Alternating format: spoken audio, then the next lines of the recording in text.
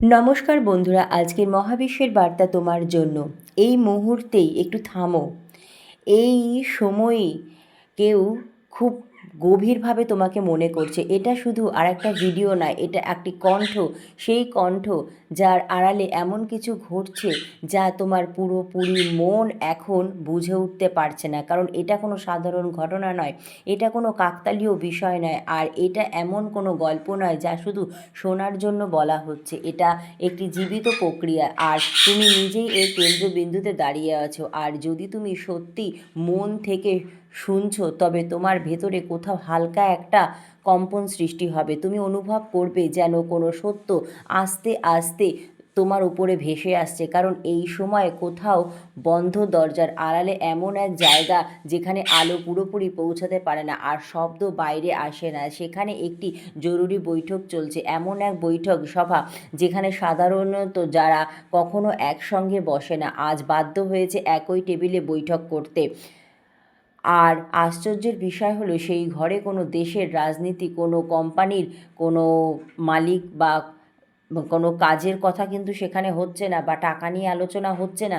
সেই ঘরে একেবারে কেন্দ্র হচ্ছে তোমাকে ঘিরে। কিছু না জানিয়েই তোমার অস্তিত্বকেই, তোমার বেঁচে থাকার, তোমার ভেঙে না পড়ার সংকল্প নিয়ে তারা এখন অস্থির হয়ে গেছে। আর সবচেয়ে বড় কথা হলো, তোমার ভেতরে সক্রিয় এই অদৃশ্য শক্তি, যাকে কোনো পরিকল্পনা ছুঁতে পারেনি, কোনো ষড়যন্ত্র তোমাকে স্পর্শও করতে পারেনি, তোমাকে থামাতে পারেনি কোনো কঠিন পরিস্থিতি। এই কারণেই সেখানে বসে থাকা মানুষগুলোর মুখ ওপর অস্থিরতা ফুটে উঠেছে, যা একে অন্যকে কখনো পছন্দ করতো না, যাদের নাম শুনলেই একে অন্যেরা বিরক্তি হতো, আজ তারাই সবাই একটা প্রশ্নের মধ্যে একত্রিত হয়েছে: এই মানুষটা এখনও কিভাবে দাঁড়িয়ে আছে? তাদের হিসাব অনুযায়ী তুমি অনেক আগেই ভেঙে পড়ার কথা ছিলে। তোমার সাহস এখন চূর্ণ হয়ে যাওয়ার কথা ছিল, তোমার পরিচয় মুছে যাওয়ার কথা ছিল, তোমার কণ্ঠ নিস্তব্ধতায় চাপা পড়ে যাওয়ার কথা ছিল। তবুও প্রতিটি হিসেব, প্রতিটি ভবিষ্যৎবাণী আর প্রতিটি সময়ের রেখার পরেও তুমি আজ পূর্ণ চেতনার সঙ্গে দাঁড়িয়ে আছো, নিজের ভেতরে এক অদ্ভুত শান্তি, স্পষ্টতা নিয়ে। এই বিষয়টাই তাদের ভেতর পর্যন্ত কাঁপিয়ে দিচ্ছে।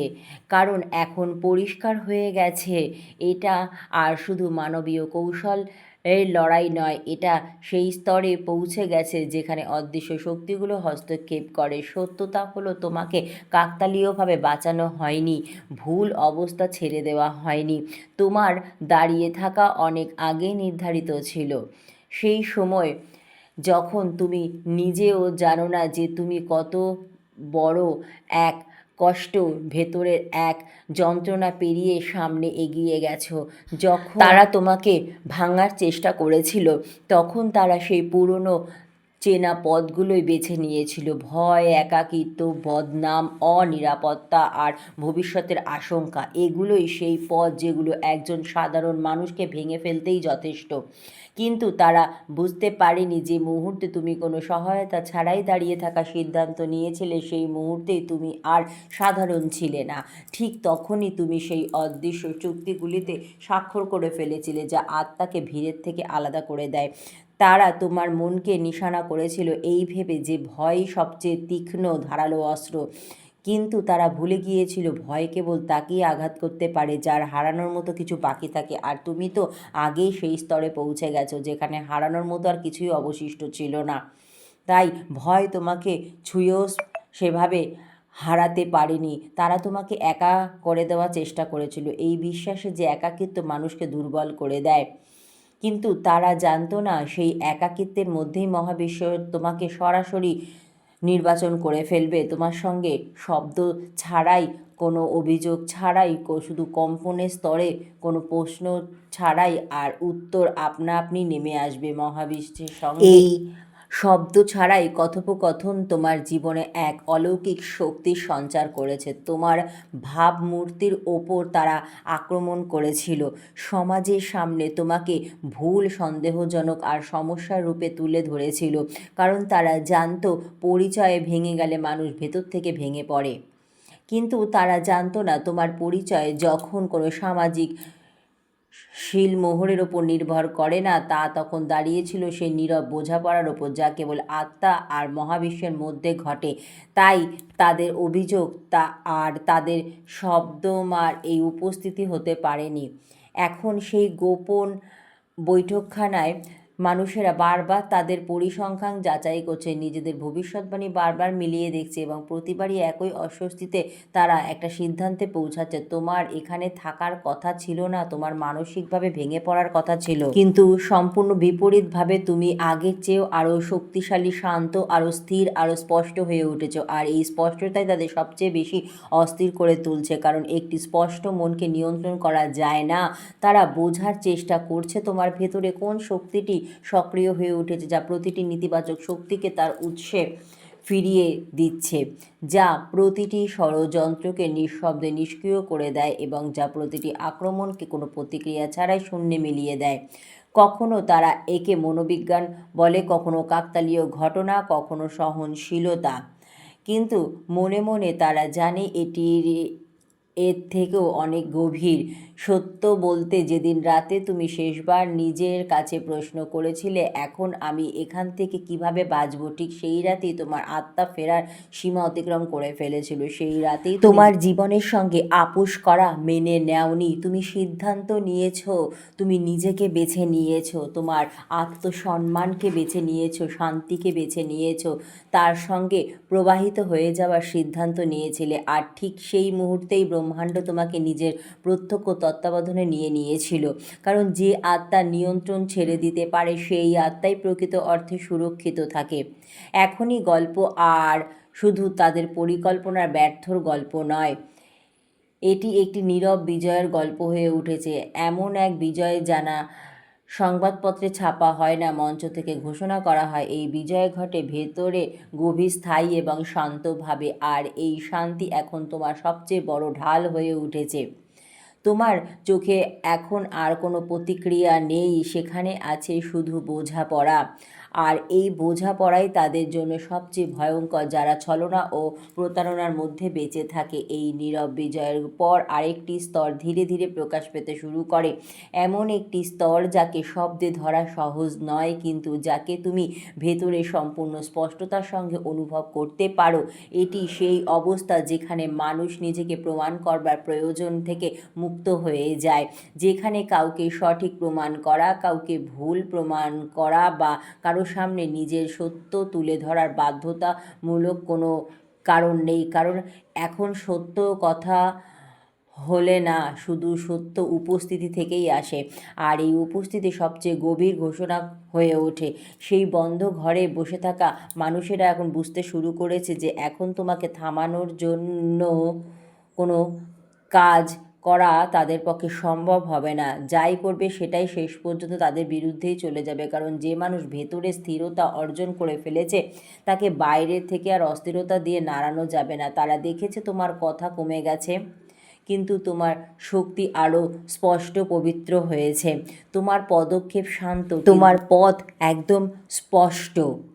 এই কারণেই তারা এখন অস্বস্তিতে ভুগছে, কারণ তারা অভ্যস্ত এমন এক শত্রুর সঙ্গে লড়তে যে প্রতিক্রিয়া দেয়, যে লড়াই করে নিজের সাথে, প্রমাণ করে। তুমি এর কোনোটাই এখন করছো না। এখন তুমি কোনো ফলাফলের অপেক্ষায় আর নেই, তুমি কোনো ন্যায় বিচারেরও দাবি করছো না, তুমি কোনো প্রতিদানের জন্য থেমে নেই, তুমি শুধু তোমার বর্তমান মুহূর্তকে সম্পূর্ণভাবে অনুভব করছো তোমার উপস্থিতি দিয়ে। আর এই অবস্থাতেই ব্রহ্মাণ্ড নিজেই ভারসাম্য তৈরি করে। এখানে কাউকে শাস্তি দেওয়ার কথা কোনো পরিকল্পনা নেই, তবুও প্রতিটি অসামঞ্জস্য নিজে থেকেই তার পরিণতির দিকে এগিয়ে আসছে। যা তোমার জন্য তৈরি হয়েছিল তা নিজে থেকেই সময়ের সাথে সাথে তোমার কাছে ফিরে আসবে, তোমার কোনো হস্তক্ষেপ ছাড়াই, তোমার কোনো ইচ্ছা ছাড়াই। তোমার ভেতরে এই শান্তি নিষ্ক্রিয়তা নয়, এটি সচেতনতা, এটি সেই নীরবতা যেখানে সব কিছু পরিষ্কারভাবে দেখা যায়। এখন তুমি মানুষকে তাদের কথার মাধ্যমে নয়, তাদের শক্তির মাধ্যমে চিনতে পারো। এখন তুমি পরিস্থিতিকে তাদের শোরগোল দিয়ে নয়, তাদের সংকেত দিয়ে বুঝতে পারো। আর এই বোঝাপড়া ধীরে ধীরে তোমাকে ভ্রান্তি থেকে মুক্ত করে দিচ্ছে। আর এখন কেউ তোমাকে বিভ্রান্ত করতে পারে না, কেউ ভয় দেখিয়ে তোমার দিক পরিবর্তন করতে পারে না।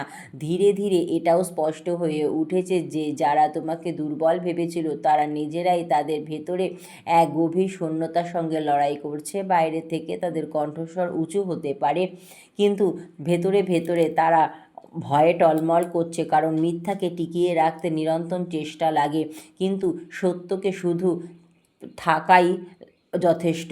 আর তুমি এখন সেই সত্যের মধ্যেই অবস্থান করছো। এখন তোমার যাত্রা কারো বিরুদ্ধে নয়, এটি কাউকে হারানোর জন্য নয়, এটি নিজের ভেতরে আরও স্পষ্ট হয়ে ওঠার যাত্রা। প্রতিদিন তুমি একটু একটু করে হালকা হয়ে উঠেছো, কারণ বোঝাগুলো ঝরে পড়েছে। প্রত্যাশা, ভয়, পুরনো প্রশ্ন সব ধীরে ধীরে পেছনে ফেলে তুমি সামনে এগিয়ে যাচ্ছ, আর তাদের জায়গায় জন্ম নিচ্ছে এক স্বতঃস্ফূর্ত বিশ্বাস, এমন বিশ্বাস যাকে ব্যাখ্যা করার দরকার নেই, প্রমাণ করারও প্রয়োজন নেই। এটাই সেই অবস্থা যেখানে মানুষ সত্যিকার অর্থে স্বাধীন হয়। পরিস্থিতির সঙ্গে সে আর লড়ে না, মানুষের মতামত নেওয়ারও সে কোনো প্রয়োজন মনে করে না। অতীতের ক্ষত দিয়ে সে এখন আর নিজেকে বিচার করছে না। আর যখন কেউ এই অবস্থায় পৌঁছায় তখন তার অস্তিত্ব নিজেই একটি বার্তা হয়ে ওঠে, কিছু না বলে, কোনো সংঘর্ষ ছাড়াই, কোনো প্রদর্শন ছাড়াই। এখন সামনে যা কিছু হবে তা সংঘর্ষ থেকে নয়, বরং স্পষ্টতা থেকেই ঘটবে। তোমাকে পথ দেখানো হবে কিন্তু সংকেতের মাধ্যমে, তোমাকে সুযোগ দেওয়া হবে কিন্তু শোরগোল এলে বাইরের দুনিয়ায় শোরগোল নিজে থেকেই অর্থ হারায়। তুমি এখন জীবনের সঙ্গে লড়াই করছো না, তুমি তাকে বুঝেছো। এখন তোমার কাছে এটাও স্পষ্ট হতে শুরু করেছে যে প্রতিটি সংঘর্ষ কোনো পরীক্ষা ছিল না, বরং একটি প্রশিক্ষণ ছিল। প্রতিটি প্রত্যাখ্যান, প্রতিটি যন্ত্রণা, প্রতিটি থেমে যাওয়া তোমাকে ভাঙতে আসেনি, বরং তোমাকে সেই স্তরে নিয়ে যেতে এসেছিল যেখানে তুমি নিজেই কেন্দ্রেই দাঁড়াতে পারো। মানুষ নিজের সঙ্গে এতটাই স্বাচ্ছন্দ্য হয়ে যায় যে বাইরের স্বীকৃতি অপ্রাসঙ্গিক হয়ে পড়ে। আর এই অবস্থায় তুমি পৌঁছে গেছো, এইটাই তারা দেখে অস্থিরতায় ভুগছে। তারা তোমাকে আঘাতও করেছিল, তারা নিজেরাই এখন কত গভীর জটিলতার মধ্যে জড়িয়ে পড়েছে। এখন তাদের প্রতি রাগ তোমার আর ওঠে না, প্রতিশোধের ইচ্ছাও তোমার মধ্যে আর জাগে না। তাদের জন্য ভেতরে শুধু একটি দূরত্ব তৈরি তুমি করে ফেলেছো, একটি শান্ত দূরত্ব, যেখানে তুমি তাদের সঙ্গে কোনো তর্ক মতবিরোধে জড়াচ্ছ না, কারণ তুমি বুঝে গেছো যে প্রত্যেক মানুষ সেই চেতনার স্তর থেকেই আচরণ করে যত পর্যন্ত সে পৌঁছাতে পেরেছে। এখন তোমার সিদ্ধান্তগুলো সমস্ত কিছুই বদলে যাচ্ছে, সেগুলো আর তাড়াহুড়োয় আসে না, ভয় থেকেও জন্ম নেয় না, সেগুলো আসে ভেতরে স্পষ্টতা থেকে। তুমি কম বেছে নাও কিন্তু ঠিকটা বেছে নাও, তুমি কম কথা বলো কিন্তু যা বলো তাতে ওজন থাকে। তোমার উপস্থিতি তোমার পরিচয় হয়ে ওঠে, কোনো পরিচয় ছাড়াই, কোনো ঘোষণা তুমি প্রস্তুত। মহাবিশ্বের আশীর্বাদ তোমার উপর বর্ষিত হচ্ছে, তোমার কাছে এটাই যথেষ্ট। ধন্যবাদ মহাবিশ্ব।